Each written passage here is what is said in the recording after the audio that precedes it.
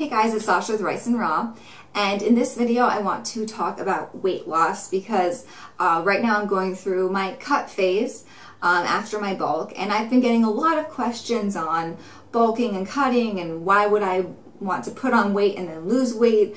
Why would I ever want to cut? Why would I ever want to bulk? So there's a lot of different opinions and people out there that are confused about it and wondering why I would ever want to gain weight or lose weight or both. So I kind of want to address that first, and then I'll go into the weight loss a little bit more. But first I want to talk about my journey a little bit, just to recap of, my fitness and weight loss journey. So back in 2012, I found veganism, and I was high carb, low fat, raw to 4, raw to whenever, doesn't really matter. And I lost 40 pounds. I would say the first 30 pounds I lost over 10 months, and then I lost 40 pounds overall. So I went from 140 pounds to 100 pounds. And I really thought that's what I wanted. I really thought I wanted to be lean, bean, thin, skinny as freely.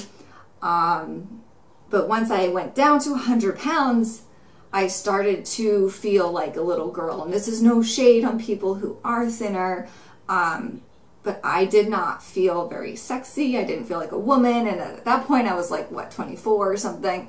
So I felt like a little girl. I was fitting into very small pants, and I didn't have any like body to me anymore. I felt like I just didn't have anything going on other than just skin and bones. I didn't have any muscle. I couldn't pick up a 40-pound box of bananas. It was a huge struggle for me to go grocery shopping. And that's kind of when I started to rethink what I truly wanted my body to look like. Because, I grew up in the 90s, so all the models were super thin. I would read magazines, and I would look online, and I would watch movies and TV, and I thought that the only way you could be considered beautiful is to be thin, thin, thin. And that was just kind of what I took from media at a very young age, and that's what kind of stuck in my mind for so long. So once I achieved that thinness, I just realized that's not what I really wanted at all. Also at the time, I had my YouTube, my Instagram, and I was thinking, I don't think I'm a good role model physically for people, especially young girls. I just didn't think it was a very healthy look to be trying to portray to people. So I thought, what is a really good role model that I would want to look like, that I look up to? And I thought Michelle Lewin, she is just sexy, gorgeous, amazing, strong. And my boyfriend was really excited for me to learn how to lift. So I started lifting, and I've fallen in love with fitness and health ever since. It's definitely something that I took and ran with. It is something that I've completely owned. I've made it a huge part of my life, and it is something that's attributed to a lot of my confidence. And, I feel like a lot more self-worth because I've channeled a lot of my energy into weightlifting in the gym and giving myself challenges and meeting those challenges. A lot of confidence is built from receiving challenges and attacking those challenges head on and conquering them.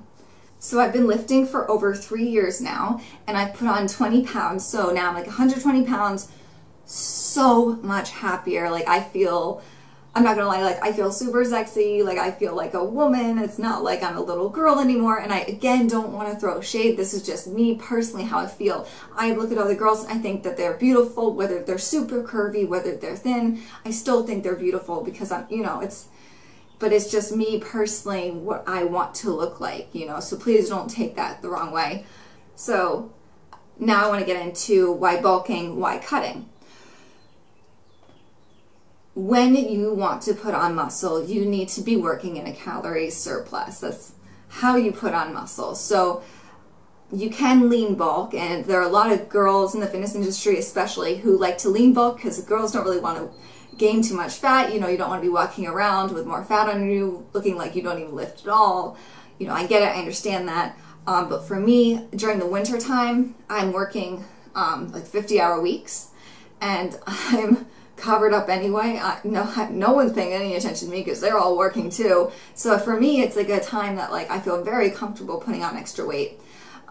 I put on 15 pounds this last bulk, you know, so like I'm really like okay with it all. I really don't mind putting on that extra fat if it means that I'm taking the most, if I'm making my workouts the most efficient and getting the most from my workouts by eating enough calories, having enough protein in my diet.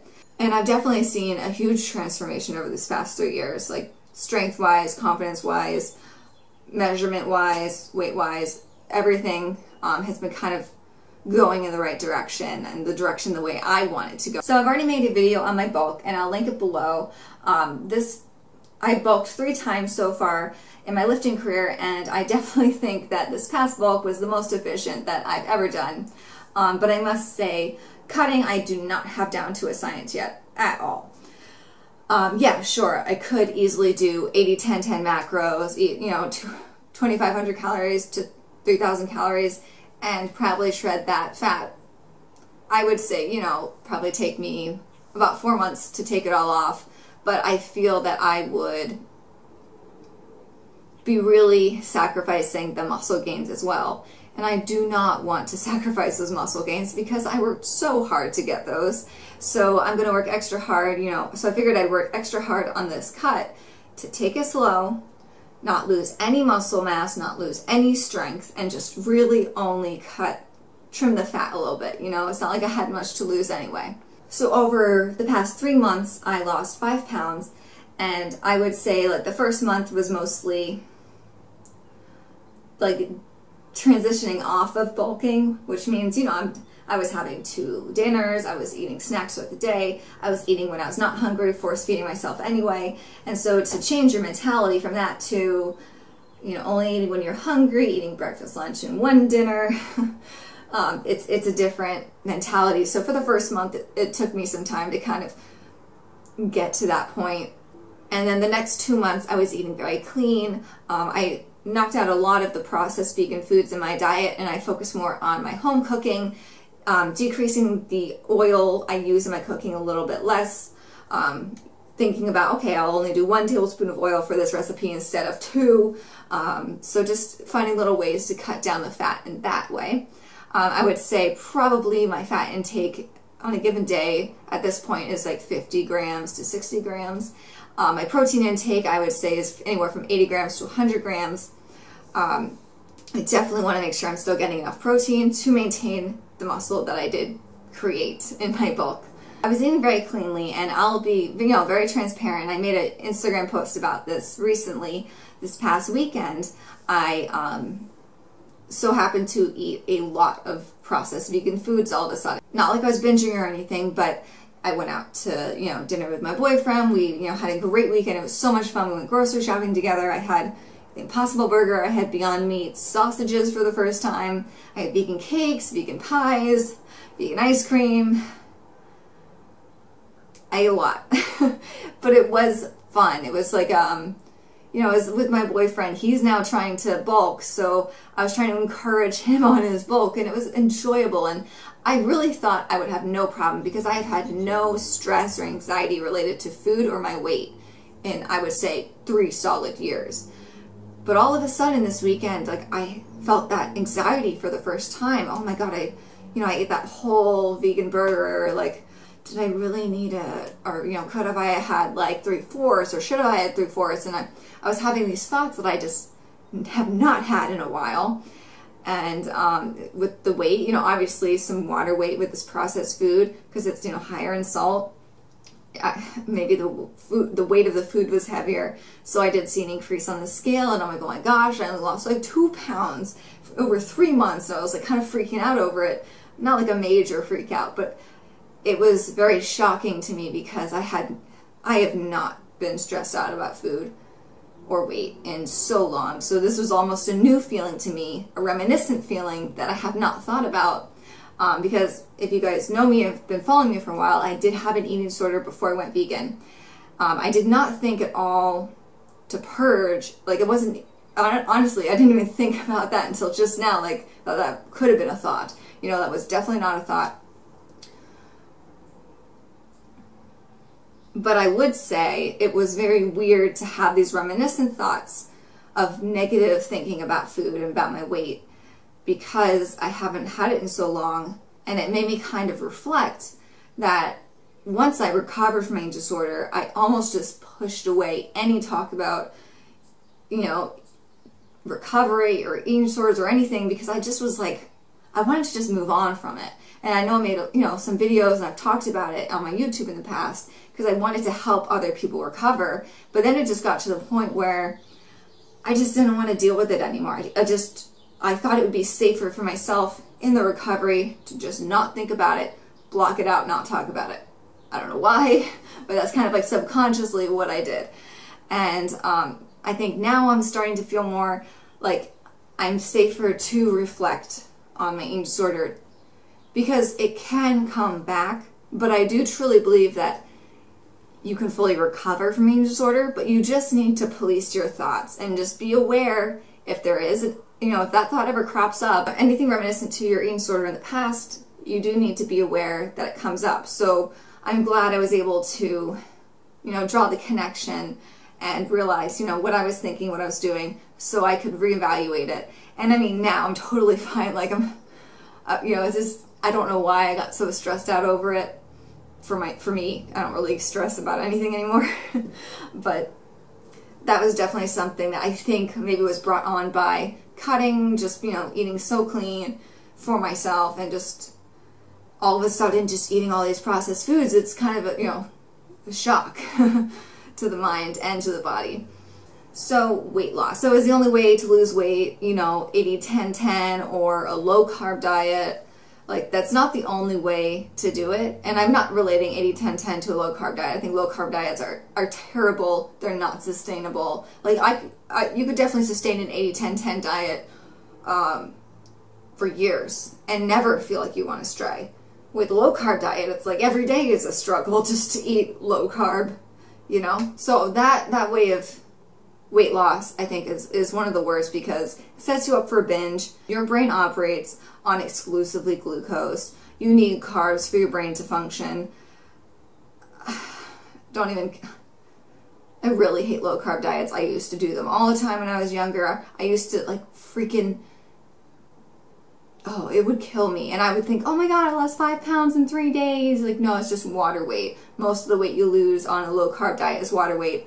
You are so depleted in your carbs that you just freak out one day and you go ham on the ice cream, ham on all this other stuff, and you can't stop yourself, and you just feel so voracious that you're like, you can't stop yourself, and then afterwards you have all this regret, and it's not worth it. 80-10-10 weight loss is, how I lost the 40 pounds. I wasn't very strict with, making sure that my fat was really low. Like, maybe it was more like, 70-15-15 or 70-20-15, whatever.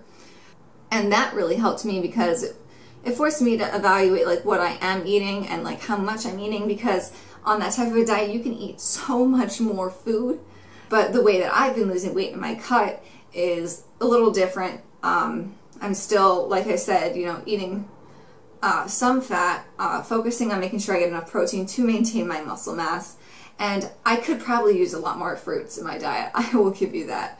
But I've been doing a lot of cooked food. Now that the summer's coming around, it's warmer, fruit is coming into season, I'll probably be eating a lot more fruit because of that. But right now I think mangoes are about to come into season. I'm very excited. I'm going to, still have some mono meals of mangoes. Oh my gosh, I'm so excited. I haven't cut my calories too much. I'm eating about 2,000 to 2,500 calories a day. My biggest change is just home cooking, not going out to a lot of restaurants. And if I do, I'm going to like Moe's and getting their tofu burrito. I'm getting, avocado sushi. I'm maybe getting some, Korean food, but that food's pretty healthy too. So nothing too crazy, not a lot of heavy foods. I make sure I have my smoothie every single morning. That's really important to getting enough protein especially. And it really satisfies me up until lunch or even past lunch. If I'm running late on making one. Lunches, I've actually been meal prepping my lunches for the week. A lot of like rice and tofu I know tofu has a bit of fat, but that's totally fine. Trying to add more vegetables into all of the dishes that I make because I realize that my dishes just don't have many fresh vegetables. So that's a new thing. I'm always making sure that I add at least 1 or 2 vegetables extra in all of my meals. Let's see, for dinners, I stopped doing like, the vegan pizzas and stuff. I started trying to, vary my dinners a bit more, like doing like some pasta dishes, even some soups, which I'm not the biggest soup person. My boyfriend loves soup, so we always have soup around. More rice meals. I definitely say, like, if I'm running super late, like, and I just am so hungry, or after the gym, like, I'll just go straight to Moe's and get a tofu burrito. I haven't changed my workouts at all, so I still do 5 to 8 minutes of cardio to warm up, and then I'll do heavy compound lifts and other, lifting exercises. I'm still lifting as much as I used to in my bulk, which I'm really excited about. I'm actually even lifting a little bit more. More weight, which is so exciting for me. So I haven't lost any strength. I haven't really lost any muscle mass that I've really noticed. So some real quick and dirty tips for weight loss. Don't just cut your calories just to create a calorie deficit and just hope that eating 1,000 calories you're going to lose weight. That's a terrible way to do it. Don't just cut your carbs and then just expect to lose weight. You're going to lose water weight, you're going to binge out, you're going to gain weight later anyway. Don't do it. What you need to do is take a look at what you're eating, because the macros that you're eating really play a huge role in weight loss and how your body is functioning. Don't be afraid of eating carbs. Don't be afraid of eating fat. Don't be afraid of eating protein, but you need to find that right balance for you. And for me, my right balance is, I would say 70%, 60 to 70% carbohydrates, 20-25% fat, 20% protein. I don't know if that even adds up to 100 right now. But I really, really suggest cooking for yourself because you know exactly what you're putting into all of your food. And then for me, it's very easy to cut down on some of the fat. So you can kind of, monitor what you're doing then as well. Monitor what you're doing when you're cooking so you know exactly what you're eating. Like I said, I like to have my protein shake every morning, so it helps to have like one consistent meal that is like the same and it never changes. So then you're not like overthinking things, like it's kind of like your baseline, and I like having that in the morning. It's always my smoothie. I always have it. It does not change. I know it's healthy. I know it's good for me. I know it makes me feel good. That's what I have for breakfast. Don't stray from it. That's personally what I found to be really helpful. So then you only need to think about what are your next 2 meals. So you're only worrying about 2 meals that are new in the day instead of 1 meal, which is every single day. It doesn't change. Easy to make, easy to prep, no problem. I think this video is super long enough. If you guys have any specific questions about weight loss, I definitely want to address them, but remember, I am not a nutritionist, I'm not a dietitian. This is just something nutrition is just something that I've, taken a few courses in college and, have been researching ever since I was really young, because I've always been interested in nutrition, weight loss, and, fitness and all that. So I have, some basic knowledge, but definitely don't take my advice or knowledge for a professional's advice. Saying that. Alright guys, thank you for watching, and if you liked the video, please like below. It lets me know like what you guys want to see. Comment below if you want to see anything specific, if you want to see some more what I eat in a day videos, especially if I'm cutting, or if you want to see more like vlogs or whatever, just let me know. And subscribe if you have not already, because I upload videos every week, although I missed the last 2 weeks, but I'm working on it. And I will see you guys in the next video.